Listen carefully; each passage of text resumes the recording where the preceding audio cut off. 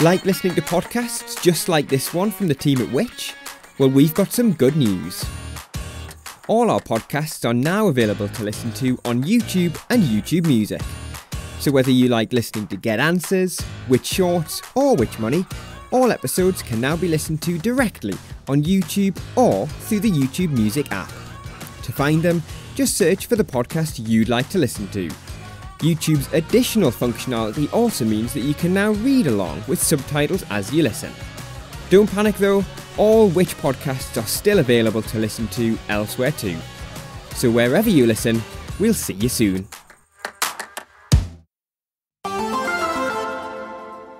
Welcome to the Which Money Podcast, your weekly hit of money news and personal finance hacks to help make you better off. Now, at the time you're listening to this, we'll likely know the results of the UK general election. And we'll be back with a very special episode next week asking what the new government could mean for your money.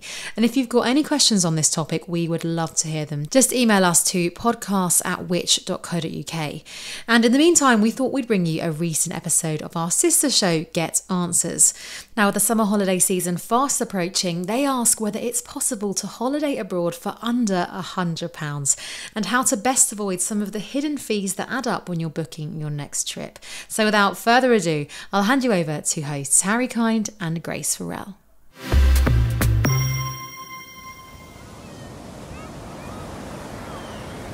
Booking your next summer getaway is meant to be something to look forward to. Scrolling through the holiday websites, looking at pictures of glorious pools and sandy beaches, deciding which room in the apartment has the best view over the coastline, you think you found a good deal, and then the fees start to add up.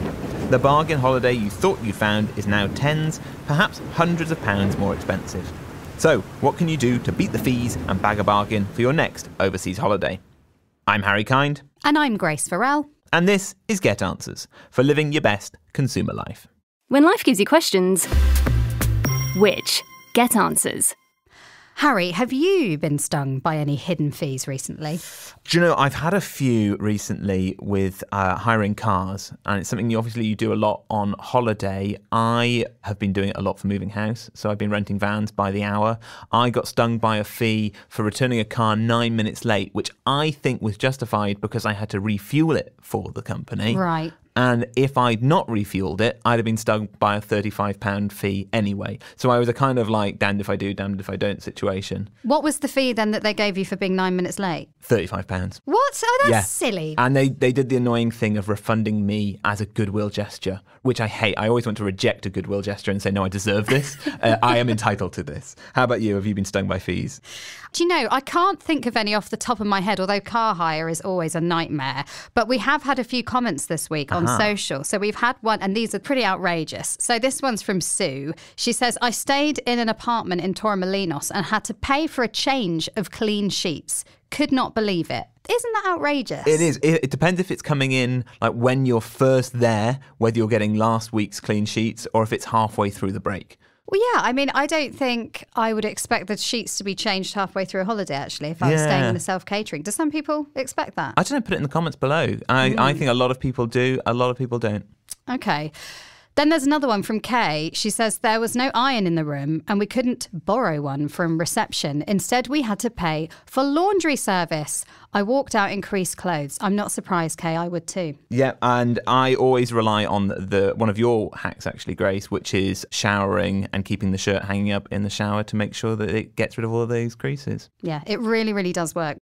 Now, shortly, we'll be joined by Chelsea Dickinson. You may well have seen her online or on TV as the cheap holiday expert. She'll be telling us whether or not she succeeded in paying just £100 for an overseas holiday. Is that even possible these days?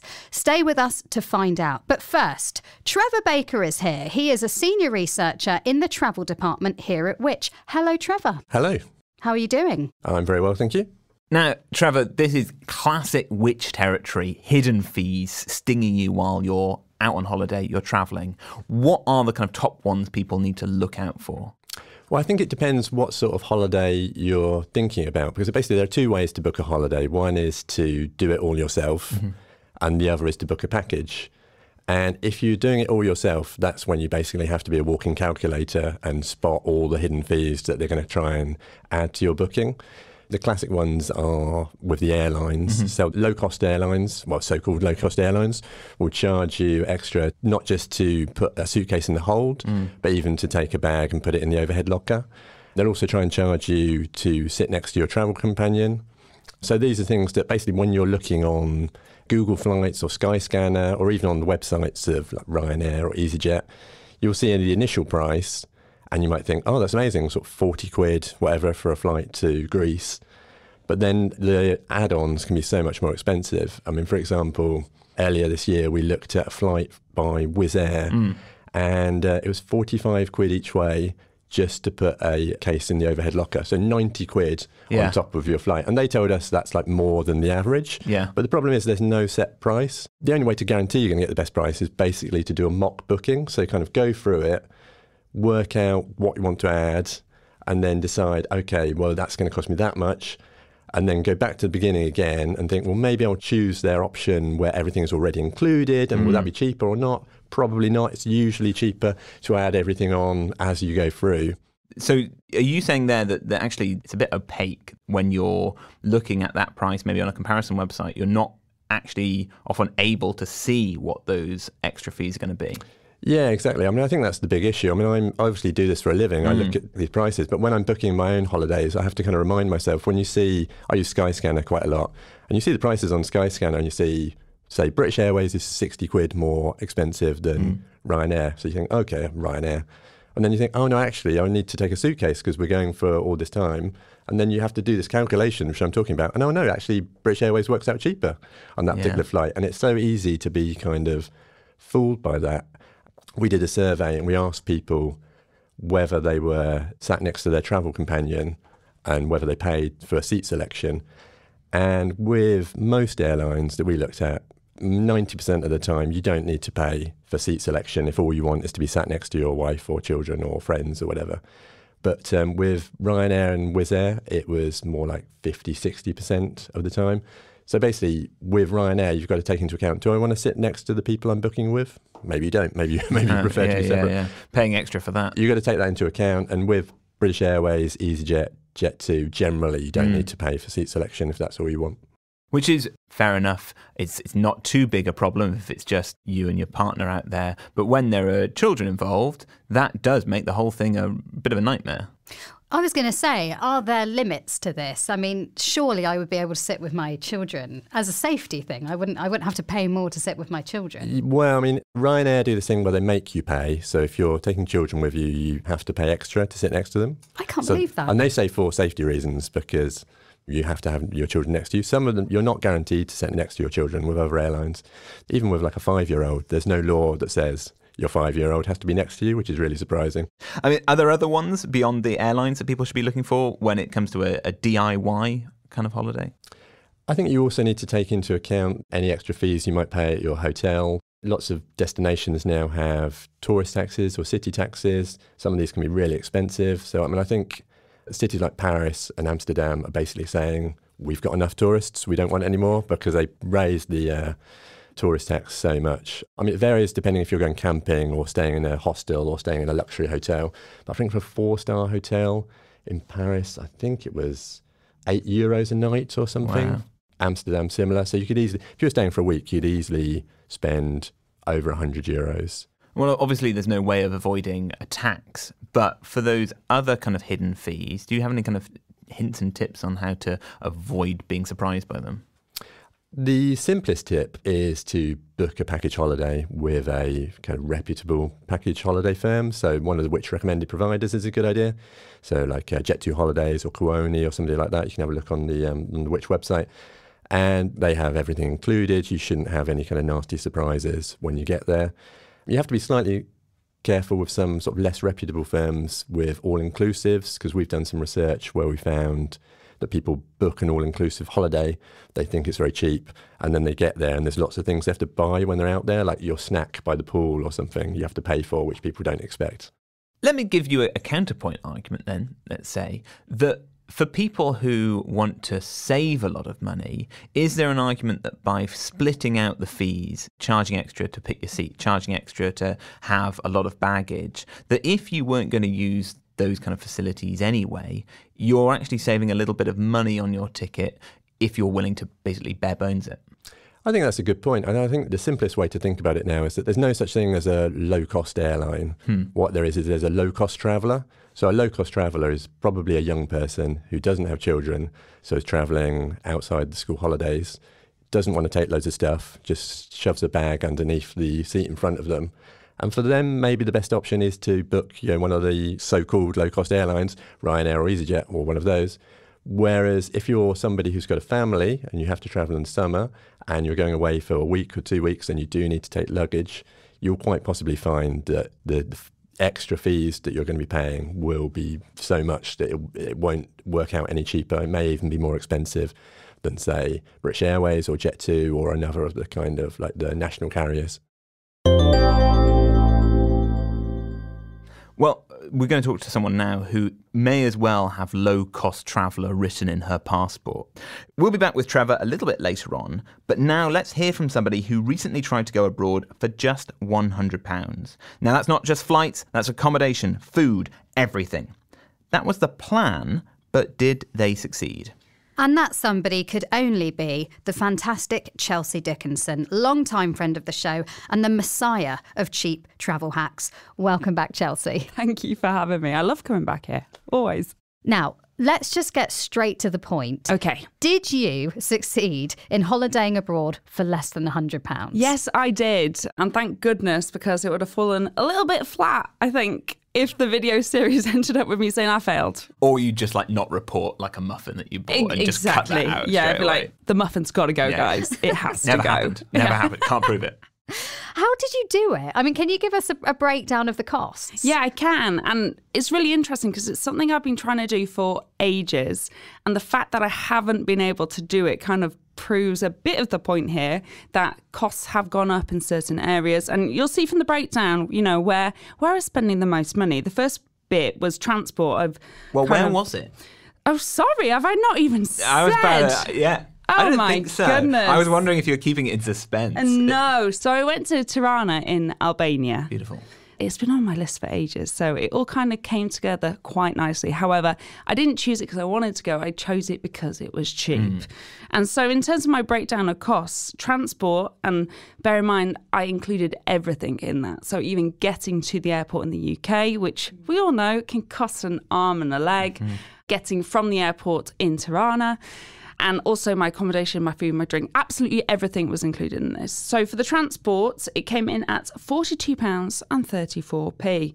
And interestingly, my flights came under £20. So actually, I spent more money on transfers than I did on the flights itself. And there'll be people listening to this who, like my parents, live in the edge of Wales, and there pretty much isn't an airport in the country, and you are spending 50, 60 quid on train tickets before you have even left the country. Or it's your fuel and it's the airport parking, which can cost an absolute fortune. So, I mean, the whole point of this challenge was to highlight how many different costs there are and how you should be thinking through each and every single one before you go on holiday, because it adds up.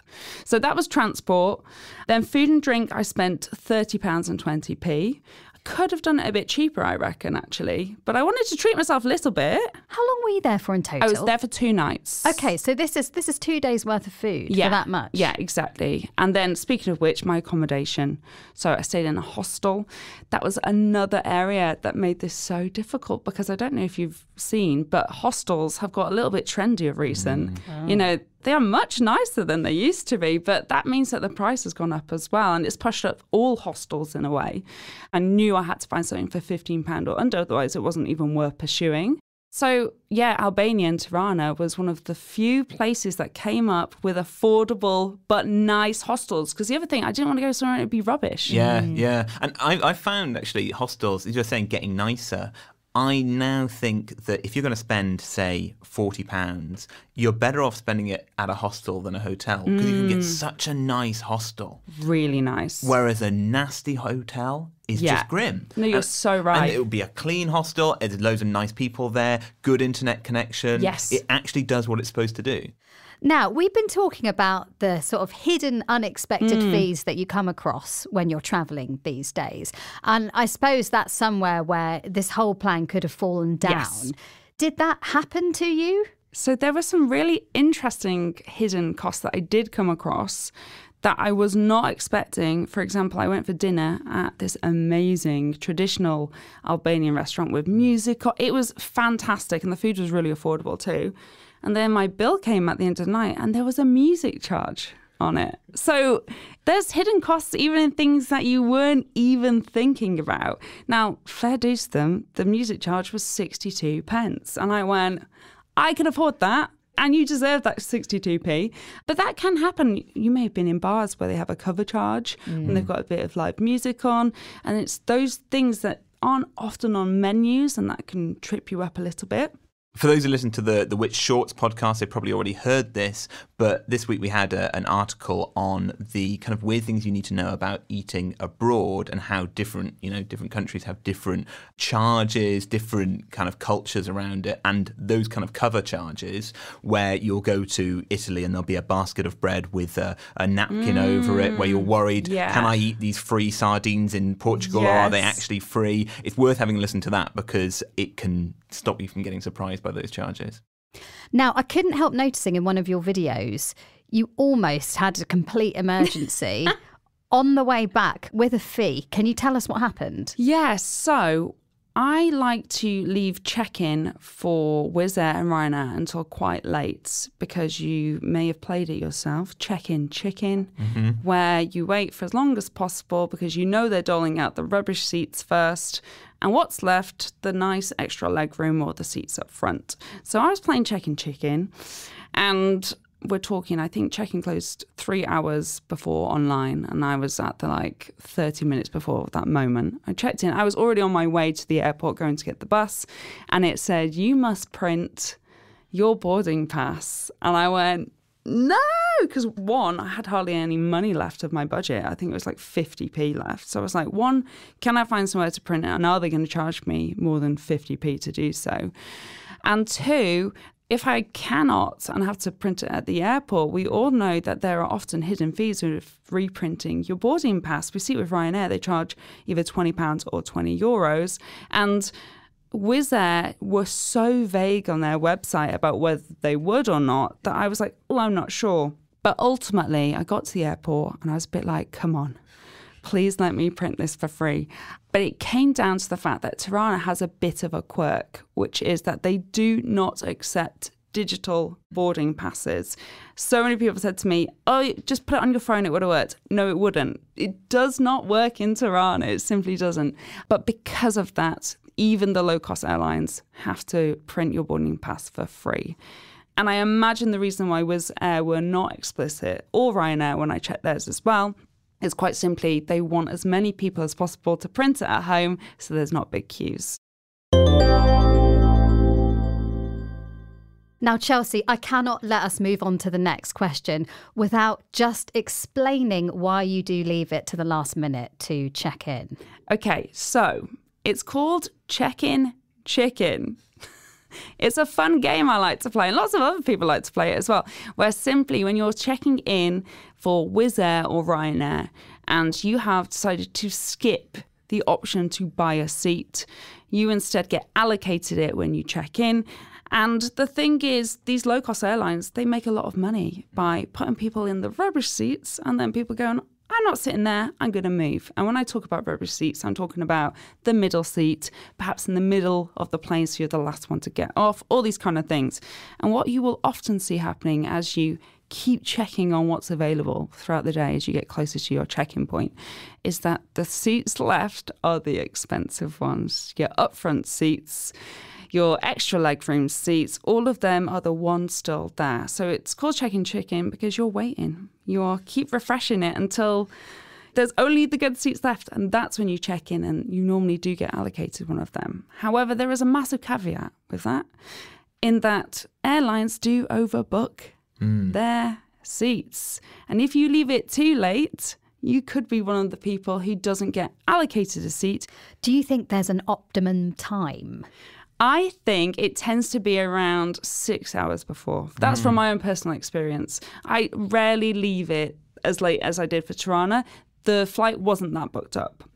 I didn't get a particularly great seat by doing it. It only really works when it's almost booked to capacity, but not quite, which actually, if you look at load factors of airplanes, is what they tend to kind of average out about 85%. Now, I guess as the cheap holiday expert, these kinds of extra fees, it kind of gives you an opportunity to look for ways to really save money wherever possible. Can you tell us how you kind of navigate this? Because, you know, these days you'll be charged for having a bag in the overhead locker, for selecting a seat, as we've just said, charges at hotels, that kind of thing. Can you just give us some advice around how you navigate it and how you avoid paying fees wherever possible? So the luggage is a really great thing to bring up here because you can immediately strip out any potential hidden costs by packing light and just going with a backpack. I'm such a fan of only traveling light for this reason, because it's not simply because it's the cheapest option, but it takes away so many potential issues. Is it the right size? Is it overweight? All these kind of things. So write a list. Are you going to use it genuinely? Are you going to wear every single outfit that you've packed? Don't take 17 pairs of pants. You don't need them. You're going to be fine. And guess what? They sell pants everywhere in the world. Yes. There's not a country you're going to where you're like, sorry, we don't sell pants here. Yeah, I kind of tried to prove it whilst I was in Tirana, actually. I ended up not filming it because, funnily enough, doing a challenge on £100 took up quite a lot of my time already. But I actually did the entire trip in a Uniqlo bag. You know, the viral ones that go across your body? They're like a moon shape. Yeah. Yeah, I did the whole thing in that. I did take my backpack. You did. That was your only bag that you took. So the reason why it will not become a video yet is because I took a backpack with me because I wanted to take some photos. So I took a camera with me and my laptop because I was there working. But in terms of my personal clothes, my toiletries, everything I needed, I packed it into a Uniqlo bag. If you don't know what we're talking about, go onto Chelsea's Instagram, Cheap Holiday Expert. Have a look at the bag that she's talking about. It is not big. I mean, I would say it's like a handbag. It's a crossbody it is a handbag. Yeah. That's amazing. Yeah. I can do one better in that I once did a whole week's holiday where in a jacket pocket bag. Yes. So one of those crazy airline, as many kind of pockets as like a fisherman's jacket. Yeah. And I wore that onto the plane and so had with me a suitcase which was empty just in case. And I got away with it. I looked incredibly suspect. I don't know how I didn't have 100 dogs after me. But got it all in there. And it's worth looking into because pockets... Okay, this is our new series, Harry. Yes. Me and you will just try and do like holidays with the smallest possible bag ever, just to prove a point. Just sat there on the plane with a little fanny pack and nothing else. Yeah.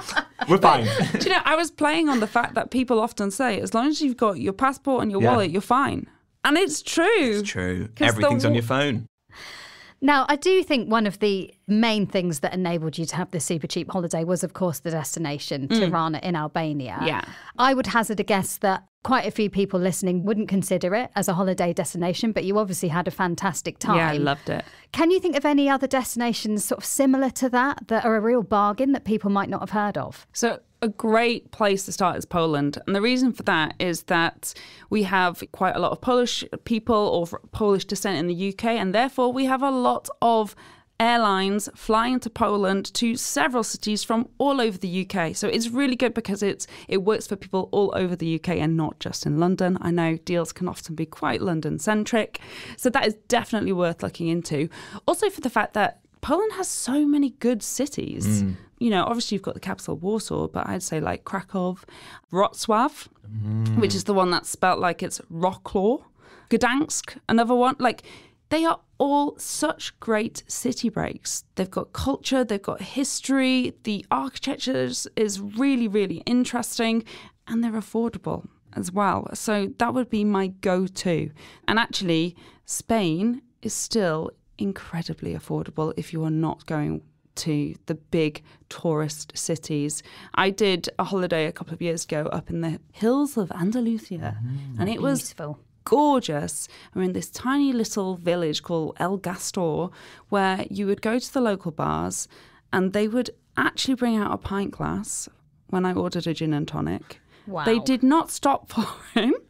They were the biggest servings of gin and tonic I have ever had in my life, and it was €4. What? €4. Wow. And that was just the price there. So it's all about getting off the beaten track a little bit and actually going where the locals go. You will find good prices even in popular countries. What would you say is the biggest lesson you learned during this trip? So I went into it to prove a point that holidays don't have to be so expensive, but also to highlight the fact that there are so many potential hidden costs that you have to think about when you are booking a cheap holiday. And I'm glad that I proved that you can do it for £100 if you really sit and wait for those cheap flights to come through that work. However, it did really highlight to me how it's really hard to do a cheap trip when you don't have a cushion of money if something is to go wrong. So on my way out, I booked a National Express coach and it was overbooked. I couldn't get on it. I was not allowed on the bus and I was already cutting it fine. And they said to me, oh, you could just book a taxi and claim it back later. And I said, I cannot.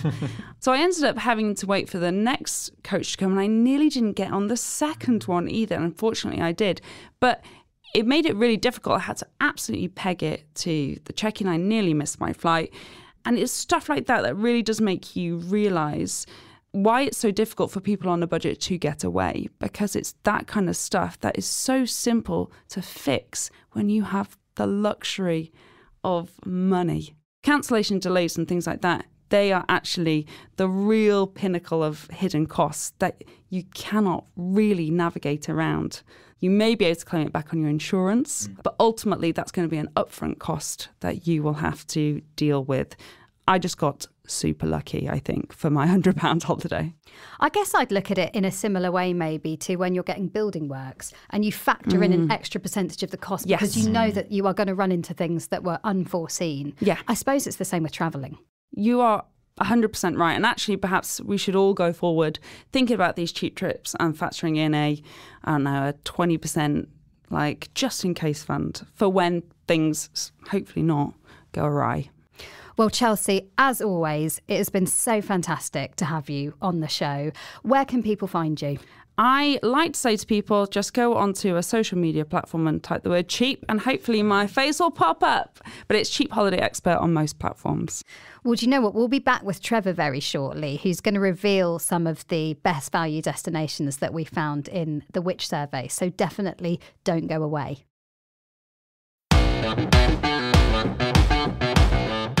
Want to stay ahead of fraudsters and across the latest scams? At Which, we helped prevent an estimated £1.8 million in scam losses last year thanks to our Scam Alert newsletter. And each week we provide more information on the latest scam activity, helping protect you, your family and your friends. Stay in the know and avoid falling victim to scammers by joining over 450,000 people already signed up to our free Which Scam Alerts. To join them, head to which.co.uk/scamalert and sign up today.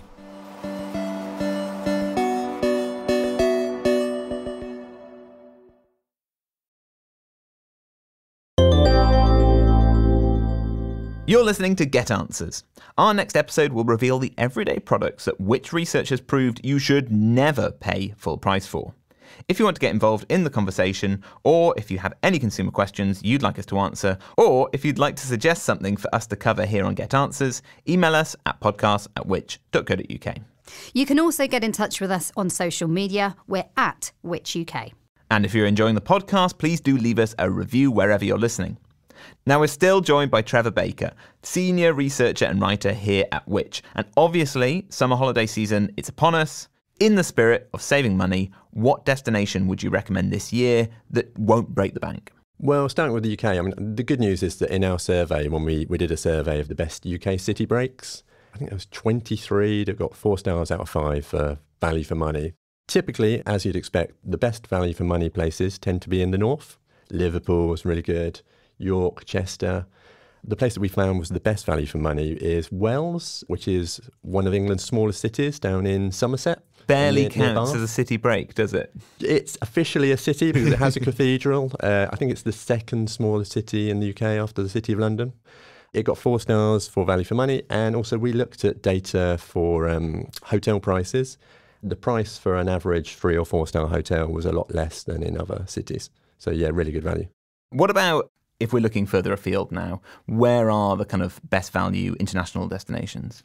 At the moment, when we looked in the spring, the best value package holidays for the summer were the Greek islands. So an island called Kalymnos did really well for value for money, but the price of a package was much lower than other places we looked at. Lefkada, which is a really beautiful island, another Greek island, was also much cheaper than you'd expect. Why is that? Are these kind of lesser known? Are they a bit off the beaten track? Are they hard to get to? Yeah, they are. So they do much better in our surveys. They're much more popular. People like them a lot more, but they're also cheaper because they're not as kind of overcrowded, not as popular as, say, Mykonos or Santorini. Those are kind of more expensive. The better known places tend to be more expensive and also, according to our survey results, not as nice. So you're better off going to these kind of quieter islands. And what do your survey results look at?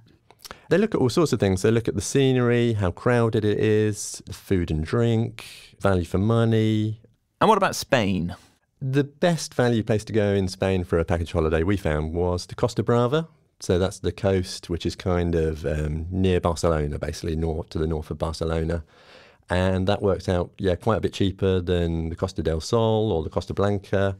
And also, as far as I'm concerned, it has better weather. And by better, I mean cooler, obviously, because, it's still going to be sunny, but it's not as hot as Malaga or Alicante further south. Do you know, I was reading the results of one of these surveys and I was quite surprised to see that the Amalfi Coast in Italy is actually on the cheaper end. Is that right? Yeah, we were surprised by that as well. And I think the reason is because although there are places on the Amalfi Coast which are really expensive, like Positano, there's a wide variety of accommodation there. So you can find self-catering, you can find cheaper bed and breakfast places. So yeah, Amalfi's actually, it turns out, cheaper than other places that you might not expect, like the south of France. So yeah, Amalfi's a really good choice, although it does get very crowded in the summer. So worth maybe considering if you can leave it till after the summer break. Yeah. I think another interesting result I saw was about the cheapest all-inclusive holidays. I think it was Tenerife that came out top and Dalaman was a bit further down. And I would just associate Turkey with being cheaper than, say, Tenerife, but I guess that wasn't the case. Yeah, I think the reason there, again, is because in Tenerife there's such a high volume of cheaper accommodation, whereas Dalaman has a lot of kind of lovely luxury hotels, so it might be a bit more expensive. But Tenerife turns out, I think just because of the sheer popularity with British travellers, that there's a lot of competition and therefore the prices are very reasonable. And I also saw that Tenerife had come top in the survey for best Canary Islands.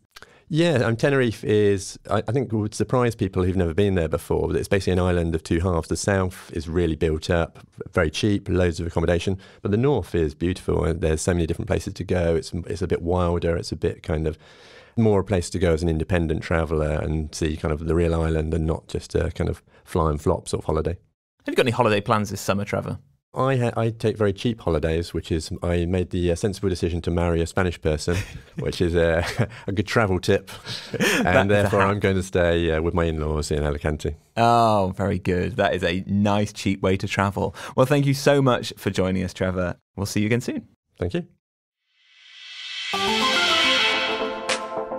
A huge thank you to Grace and Harry for their episode and to their guests, Which Travels, Trevor Baker, and the brilliant founder of CheapHolidayExpert.com, Chelsea Dickinson. And remember, you can hear Chelsea chatting about how to find the best travel insurance on this very podcast feed too. Simply scroll down to our episode titled Best Travel Insurance Providers for Summer 2024. Now we'll be back with a brand new episode next week when we'll be asking what the new government could mean for your money. And don't forget to submit a question too. Do so by emailing on podcast@which.co.uk. And in the meantime, a reminder to also check out our new podcast. It's called Money Shorts, and you can find me reading some of the best articles from the Which Money magazine right here in our Money podcast feed. But for now, I'll see you next time. Take care.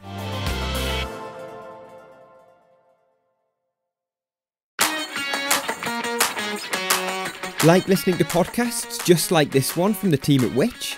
Well, we've got some good news. All our podcasts are now available to listen to on YouTube and YouTube Music. So whether you like listening to Get Answers, Which Shorts or Which Money, all episodes can now be listened to directly on YouTube or through the YouTube Music app. To find them, just search for the podcast you'd like to listen to. YouTube's additional functionality also means that you can now read along with subtitles as you listen. Don't panic though, all Which podcasts are still available to listen to elsewhere too. So wherever you listen, we'll see you soon.